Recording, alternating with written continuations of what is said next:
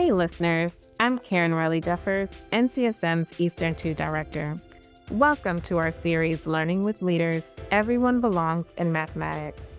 Thank you for joining me and my co-host Abel Maestas, the host of Teaching That Counts, as we talk with both leaders and influencers about their math journeys and contributions. Today, we will hear from our special guests about their inspiration, perceptions, and insights regarding instructional decisions that make the mathematics space welcoming and engaging to all. Listen and learn about how beliefs, practices, and policies must continue to advance to ensure that each and every person feels a sense of belonging in mathematics. Well, welcome everybody to this month's NCSM Learning with Leaders podcast. Hello again, Karen. Hi. I am Abel, and hopefully everyone's joining us again. There are returning listeners and new listeners. I'm Abel Maestas, and you are? Karen Riley Jeffers. Yeah, Karen Riley Jeffers, and we're the hosts of NCSM Learning with Leaders. Thank you again for joining us this month. As you guys join us every month, it has been such an awesome time being part of this podcast, and we love it every month. And this month, we're so excited to have another great guest, and I am just super ready to have a great conversation with our guest today. And so this month, we're excited to welcome Albert Vilalta to our podcast. Say Thank hello, you. Albert. Hello. Right. I'm super excited to be here. So Albert is an engineer turned mathematics educator. Over the past decade, he's taught mathematics at many different levels, from early childhood to high school and university, in Spain and in the United States. Currently, he leads the InnovaMath learning team in the U.S., focusing on research, curriculum development, and professional learning. Originally from Barcelona and now based in the U.S., he tries to bring a multicultural perspective to all his work. This diverse classroom experience, combined with his academic research, fuels his commitment to bridging theory and practice in math education. And once again, we welcome Albert to our podcast. Thanks for having me. It's an honor to be here and to also have a conversation with you and with all the listeners. Yeah, we're excited to have you with us today. So before we begin, even though Abel just introduced you, we'd like you to share some of your journey in education that has led you to your current work. Yeah. Well, it's probably a journey that starts with me being an engineer, right? As Abel was saying, but I didn't really like it, right? We're talking 2015, like 10 years ago, or 11 years ago already. And I was in the job maybe for half a year, and I really didn't like it was super cold. I was with my computer, and I really didn't enjoy that. And in that time, I was just fresh from the university, and I started to tutor, as many of us do, right? To have an extra money as you finish your studies. And I started to think, oh, this is cool. I really like this mystery work of trying to understand the mind of the person who is in front of me and try to find a way in which the way I see the concept that I'm trying for them to learn, what is the trick that I can do that the other can have the same fun that I am having and understand it, right? And I started teaching more seriously. And then one day, against what my parents were advising, I decided, okay, I don't want to be an engineer anymore. I want to be a teacher. I want to be a math teacher. So I started, I did my master's. To become a high school teacher in Spain, you need a master's, right? To after the engineering. And then, yeah, I started in the profession as any other teacher in a high school in Barcelona. But then I always joke about this, but I confess it's the truth. My number one hobby in those first years in being a high school teacher was, I confess, criticizing and blaming all the elementary teachers for all my problems, right? I have to confess, that was me. Yeah, I'm sure I don't actually think it's just your hobby. I know a lot of people that's their hobby as well. Yes, yes. No, I know many high school teachers that would emphasize with this. Yeah. No, absolutely. And but then you know what, I'm half joking, but it's true. I was complaining all the time, like, how don't you know your facts? How don't you know this? How don't you know that? What are they doing in elementary? That was me. I have to confess, that was me my first 2 years being a high school teacher. And then along those times, one of my professors in the university was starting this project called Innovamat, where I currently work.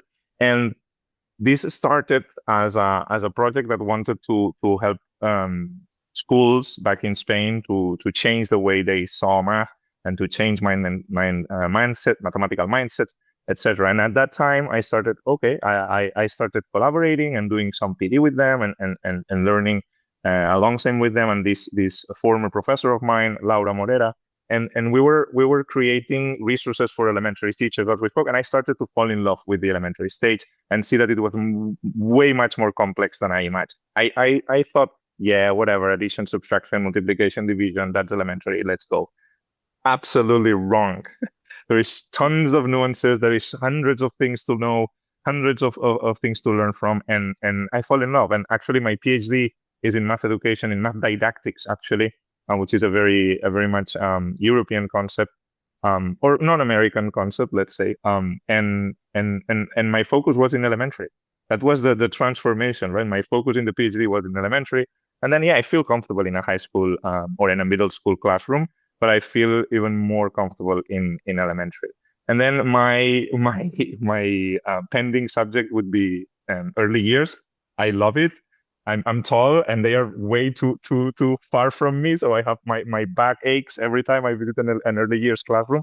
But I really love it, and I am very open-minded to learn more, and I have a huge degree of appreciation for early years teachers, because they start to move the wheel, right, and they have a big responsibility. And and then I taught also a few courses in the university to pre-service teachers at them, and I'm arriving to today. One day, someone at Innovamat, we were growing, we were collaborating with schools, we were providing curriculum, PD, and coaching. And one day somebody said, "Who speaks English?" I said, "Well, I'm trying." And they say, "So go to the US." And many of the research that we were reading was actually from the NCTM and CSM and all these big organizations, right? And so we were familiar with the US reality to some extent from the other side of the ocean. So when we came, I met many amazing people at an NCSM and CTM conference like 5 or 6 years ago. And it really changed my vision of the US in terms of, okay, one thing is what is written on the paper, but then the challenges that you have in your classrooms in your math classrooms are similar to the challenges we have in Spain, or that we have in Latin America, where we work as well, or in Italy.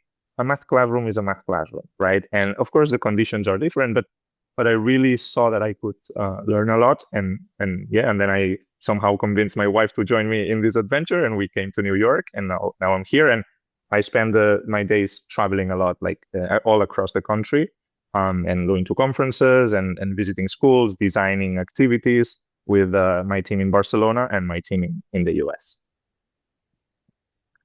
Yeah, that's super fascinating about bringing some of those ideas from Spain here. And so I'm pretty interested in learning more about that, and then talking about didactics, which we'll get to in a little bit here, because Awesome. Super interested and fascinated by that. And I actually brought it up in conversation with my student teacher this last week. So as we start here, though, we always ask the first question after knowing your story and your journey. We always ask our guests, as you know, our season is titled "Everyone Belongs in Mathematics." Yeah, I love that title. Yeah. So our leading question is, what does it mean to belong in mathematics? That is a deeper question than it looks like, right? I would say it, like, in short, and then we can develop, because I have many answers or many thoughts, right? But in short, is feeling invited to the party, right? I would say, like, if you feel invited to the party. I always say, when I try to teach math, also when I do PD, I try to share this idea that when you talk to mathematics talks back to you, right? It's that when, like, imagine I am trying to understand why, when I do 5 minus -3, the answer is 8. Back in the days, we used to learn, okay, 5 minus negative, 2 negatives. In Spanish, we would say menos por menos es más, right? Or in English, you would say like 2 negatives make a positive. I don't know how you learn that expression, that mnemotechnic rule, right? And it looks like, at least to me, it looked like, oh, this is like a rule, arbitrary rule. The teacher made it up, or somebody, whoever, wherever, made that up. And yeah, 2 negatives make a positive just because. But then that's not actually true. Mathematics is built from deductions, right? So if you can use some models, some like number lines or counters to see, oh no, let's see what happens when I have these counters and I take away negative counters, then I see that it's changing in a positive, like, or if I'm moving to the right or to the left on the number line. And I start to see that the answer to 5 minus negative 3 must be 8. Because I asked the question to the math, to the model, to the visuals, and the model answered back. The answer is right there, is laying there. So it's just like a dialogue, right? And to belong in mathematics, I feel that it's like feeling part of this conversation, this never-ending conversation with mathematics, because then sometimes it's vice versa, right? When math talk to you, then they should talk about you, which is a pending subject for in many contexts, right? Math should talk about you and with you, so you can answer back. So it's a conversation. I see it that way. I don't know if you feel similarly. If you've been asking this question to every guest that you had, I'm sure you have many other interesting ideas, right? But what's your vision like? Well, that I'm actually gonna just chime in real quick, and then I'm gonna let Karen talk, because she was like, I was watching her snap her fingers, and she was like ready to go. So I find that a beautiful statement. When you talk to mathematics talks back to you. I always thought of mathematics as the language, and I'm a religious person, and so I always see mathematics as the language that God speaks to us through science and nature.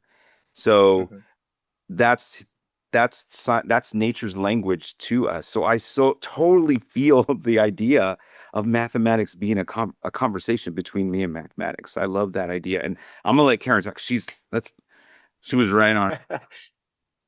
It just spoke to me. Because I always say like math is all around us, and like we see math in nature, and there's all these patterns, and it's like it's truly beautiful. I never thought about it as a conversation, and I think what hit me was when you said, like, when you utilize the models, those models are answering you back. They're talking to you, they're communicating to you like what is making sense. And if you can, and you really are having a conversation, because you're thinking through and you're reasoning about the problem, and you're utilizing these models.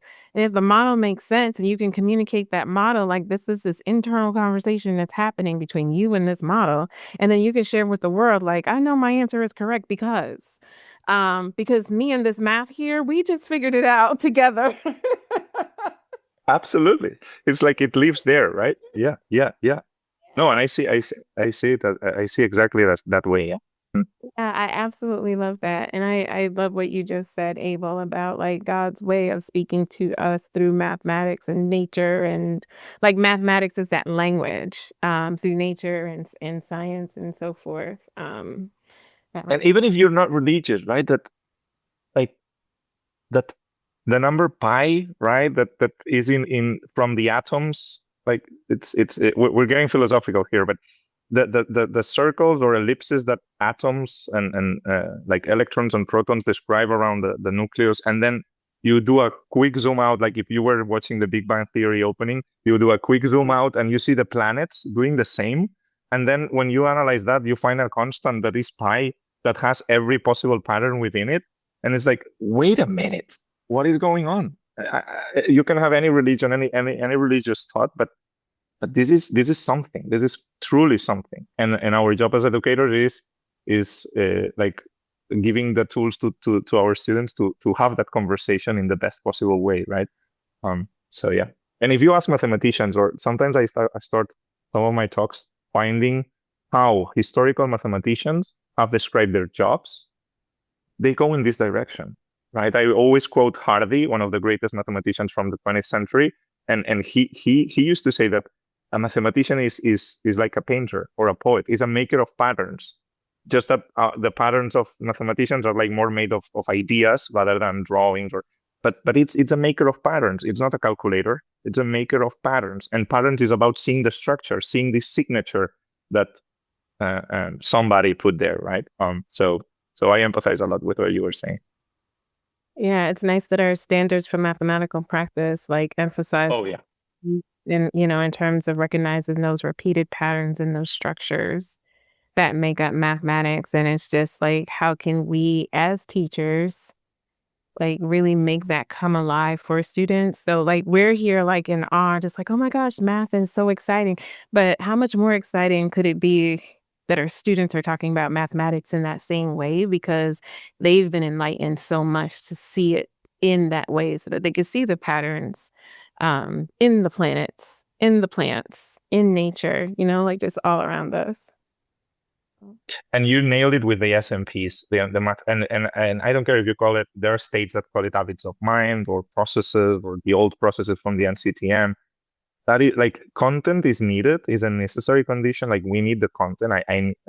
My kids need to understand addition as a concept. Let's to put an example. But the problem is that that's not enough anymore, right? You need to see beyond the content. The content is just a tool. You need to. I remember Robert Kaplinski in a talk last year, actually at probably it was NCTM or NCSM, because I always go. We always go back to back, right? But he said this. He said we tend to think that the goal is the content and the means is the practices, and he was proposing to switch it, to swap it. It's no, the goal is the practices and the means is the content, and maybe the content changes in the future and we don't need to teach some of the content that we teach now, and we teach graph theory because how we create neural networks with AI, we need more of graph theory than some parts of current geometry, right? Maybe that happens in the future, but the math practices, solving problems, making sense of the world, modeling with that is going to be there forever. You can reword them, but that's the ultimate goal of mathematics, is develop these thinking skills, right? And it's not just in math. We are all talking about math because that's our sweet spot, but I think that's a common endeavor for education in general. Mm-hmm.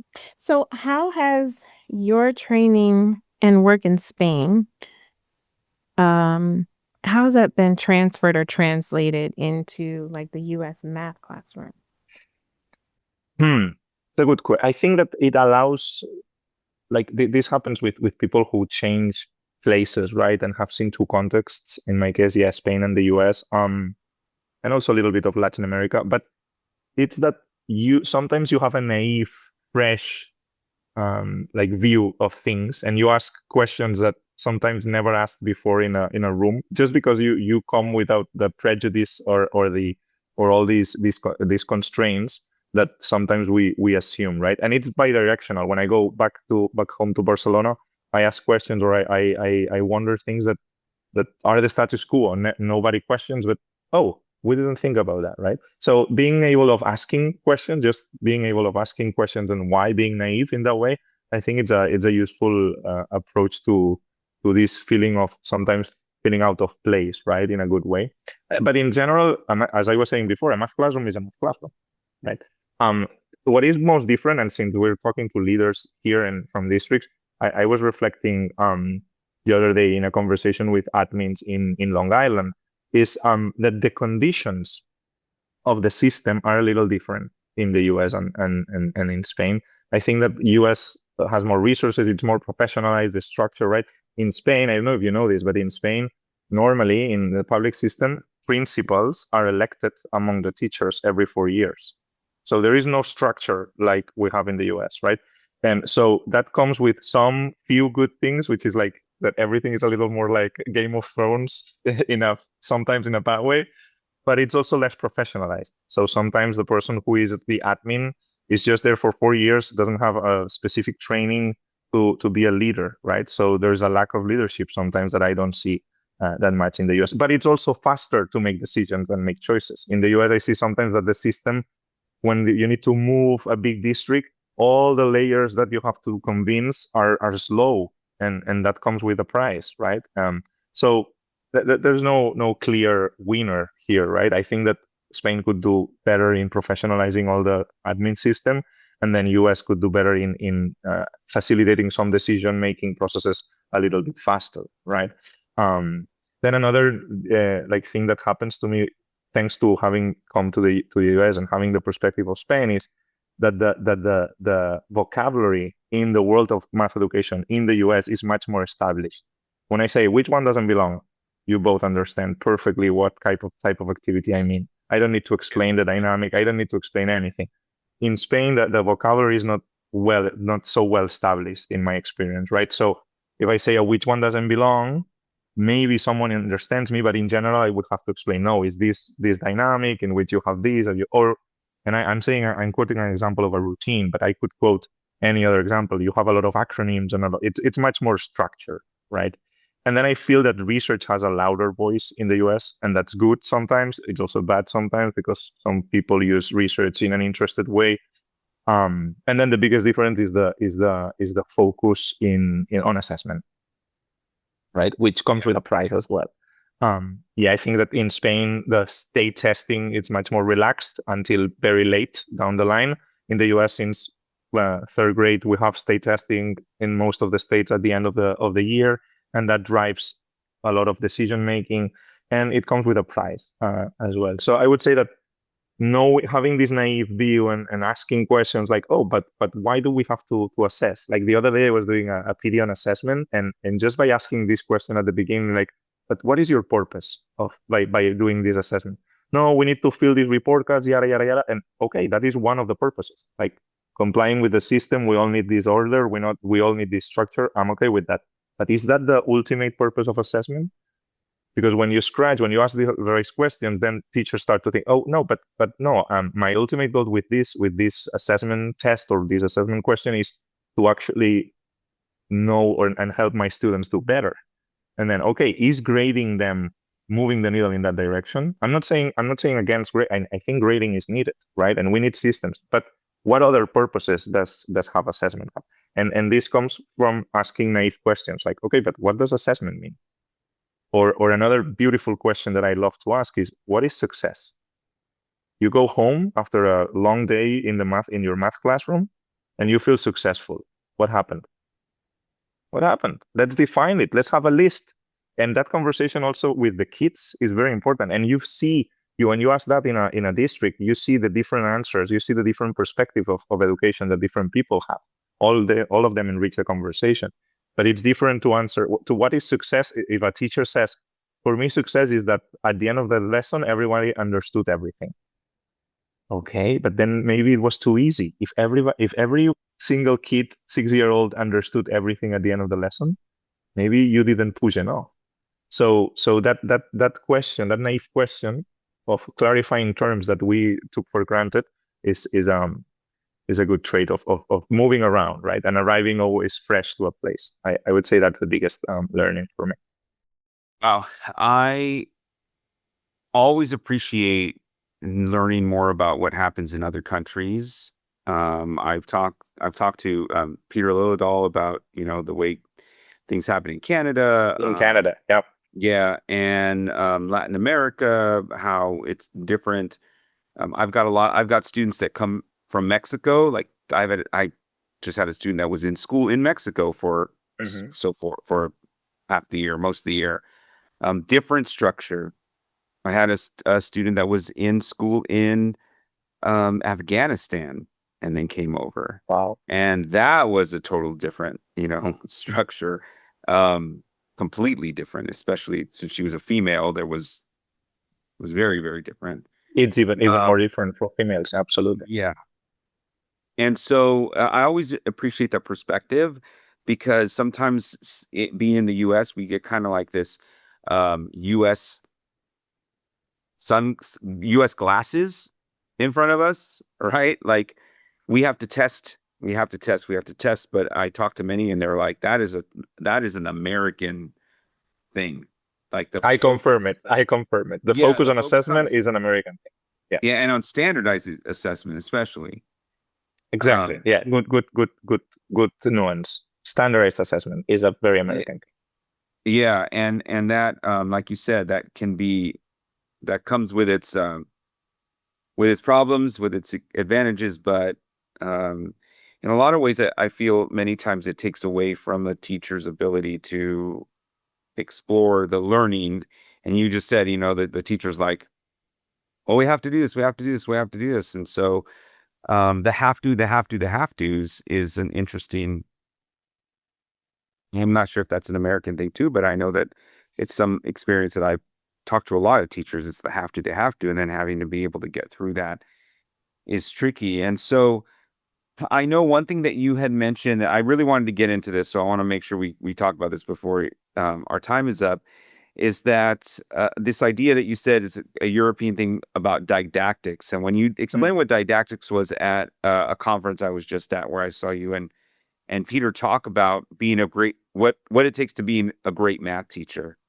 And so can you just explain a little bit about what didactics, maybe why it's not quite an American, or hasn't taken on an American thing yet, and then why it is so important to be a good math teacher, as well as the other elements that you talked about. But that's a piece No, yeah, I'm not sure we talk about very often here. It starts with vocabulary. It starts with language, because I think that what I call didactics most of it would fit into what in America is called math education in general, right? But the nuance for me is that math education includes two things. It includes pedagogy, like the teacher moves that I will do, like trying to understand. It's like pedagogy is to psychology of the brain, like didactics is to mathematics. That's a way of putting it. Or it's like the structure of the discipline. You can have didactics of the science, didactics of the mathematics. My PhD is the official title is Doctor in Mathematics Didactics. And in the US, I was talking this with Peter, or Canada, you would have doctor or PhD in math education, right? So that's a nuance in the name of things. But then I would say that like you see that who makes it to be a coach, right? In a soccer team, or I would call it football, but in a soccer team or in a basketball team, right? Not every great player becomes a great coach, right? So knowing about the thing doesn't mean you know about how to teach the thing. Being a great mathematician, I remember a teacher at the university, she was from NASA. She was a wonderful woman, very kind, very intelligent, like probably one of the most intelligent women I've ever met. She was completely a terrible teacher. One of the top scientists in Spain, without a doubt. And she was terrible as a teacher. No one could follow her. She didn't know about the didactics of what she was teaching. And that happened many times with the survival bias. You think that what works for you, because of some sort of privilege that you maybe are not aware, should work for everyone. And that is not the case, right? The didactics is the study of what is the next step that I need to put in front of you so that you reach the goal that I am planning for you, right? I cannot summarize 3,000 years of mankind discovery of mathematics and development of mathematics in 10 years of formal education without making some choices, making some sacrifices, putting some things in order. The science that studies in what order to put those things. Why is it better to do fractions after kids understand addition, subtraction, multiplication, like all those things, the most obvious one and the most nuanced one, and the ones that we still don't know because there's a growing field, that's the didactics. And it's one layer of the many that the teacher needs to know. You need to know the math. You need to know the didactics of the math to be a great math teacher. You need to know the psychology of the kid, like how memory works, the brain, the cognitive science. You need to know the pedagogy, like what teacher moves. Peter Liedel, for instance, is excellent on this. Like all the BTC practices are pedagogical moves. Like how do I group them? How do I ask the questions? But the boundaries between each layer and the next are not that obvious, or that are blurred somehow, right? It's not super obvious to say, no, this is didactics, this is pedagogy, this is math education. It's about vocabulary, but in a nutshell, it's like the structure of a science in order so that the other person learns it in the best of the way. So how does an understanding of didactics connect to the other important skills a great math teacher must have? And Yeah. how can that bring a sense of belonging for students in the classroom? I'm gonna go back to that to what you said earlier, Karen, about the math practices, right? I think that knowing the didactics, along with all the other layers that I mentioned, the psychology, the pedagogy, all that, and if you want to double click on this, you can go to for the audience, right? They can go and check the mathematical knowledge for teaching, a framework that has been evolving from Deborah Ball, Ball, Ball, and she started this like field within didactics and math education, and it's the mathematical knowledge for teaching, and she has been studying in depth all these layers. But like didactics, to me, of course, because of my tradition, that didactics is what it's at the core, right? It's at the center, and then all the other layers like serve. I need to know the math if I need to know how to order the math, the sequence, the math. I need to know how the kid learns if I need to sequence the best sequence possible. I need to. So my center, and it's not the right one. I think that you can approach this profession from other angles. But my center, my philosophical stone, my cornerstone is didactics. And then from there, I inform all the other things, right? I think to me, that's at the center. If you ask Peter, he probably would say that to him, there's another center, and every one of us has its own center following the tradition. I'm always curious about that point. Like you made just a statement about the analogy made with about the coach and the great player not always being the best coach. I've had experiences like that in the past. I think many of us have had experiences that in the past. And I wonder how I'm working with a pre-service teacher right now. And I know that Karen and I, like, we've been coaches for other teachers and work with other teachers. And as we know that we're moving, especially here in California, we're moving towards a more focus on the standards for math practice, using those as leverage for teaching. But we still have many, many, many teachers that still use some traditional methods, right? But those are like their foundation. Those are like, that's what they're used to.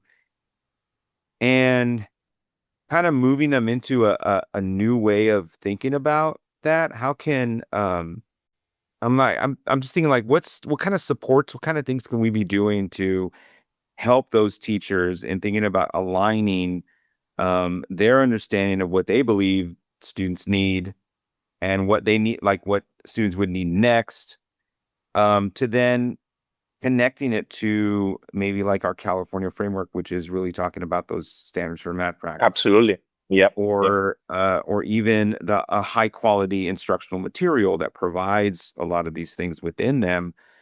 How do we get that like to meet, if you know what I'm saying? Absolutely. And I don't have a final answer. I just have approaches over the years. Of course, I would be retired if I knew the answer, right? But things that in my experience move the needle, right? It make them leave this other type of math, right? Like as not I am not a fan of asking teachers in a PD, now pretend that you are fourth graders. No. You are yourselves with your backpacks, with your tools, with your fears, with your beliefs.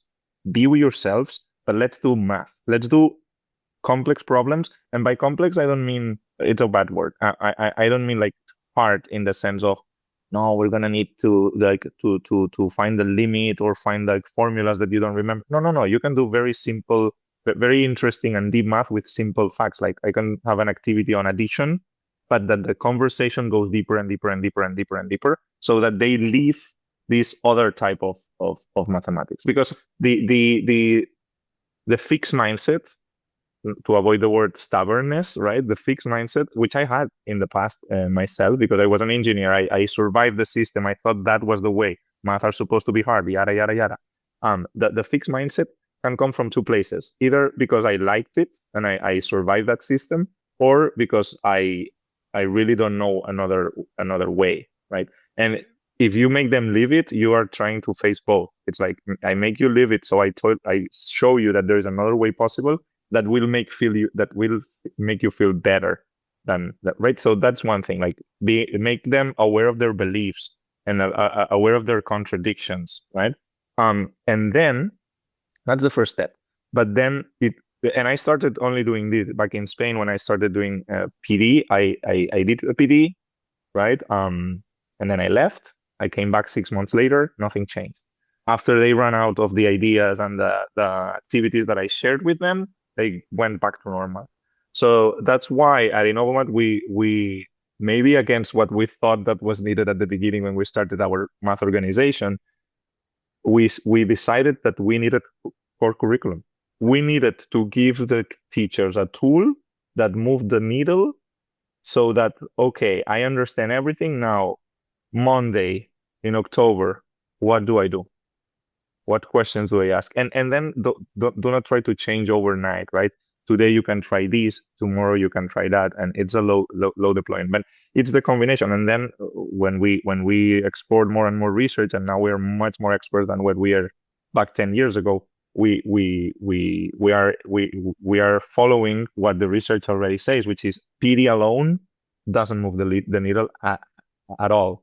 And then core curriculum alone either, right? So you need some sort of combination. That's why when they ask me, or my friend back home, they ask me, what do you do? Are you a math teacher? Not exactly. Oh, are you a math admin? Not exactly. What I do is try to find a comprehensive 360 way of approaching math in a school district, now in the US, but back in the days in Spain, so that the way in which we teach and learn math improves. It goes deeper, the math anxiety is reduced, the math identity is improved. It's a 360 thing. It's not a one day, one thing, one resource, right? So it's an endeavor that will never end. I talk too much. Can you imagine me in Spanish? I'm much worse. So you're lucky that I'm talking English and I have a limited vocabulary. No, I think the pause isn't because of anything particular. Like I particularly am a processor, and so I was just like deeply thinking about like the things that you were saying. Yeah, I was just thinking about those things. 'Cause you dropped a lot of nuggets on us today regarding didactics and just math communicating with us, and then just some of the things that, just some things that we would hope to see in schools to improve the conditions of mathematics. We're not talking about physical conditions. We're just talking about like the structures that we put in place to ensure that students see like math for what it truly is. I was wondering though, when you mentioned like 360, like I was wondering if you could break that down a little bit. So like when you say 360, like exactly what do you mean by that?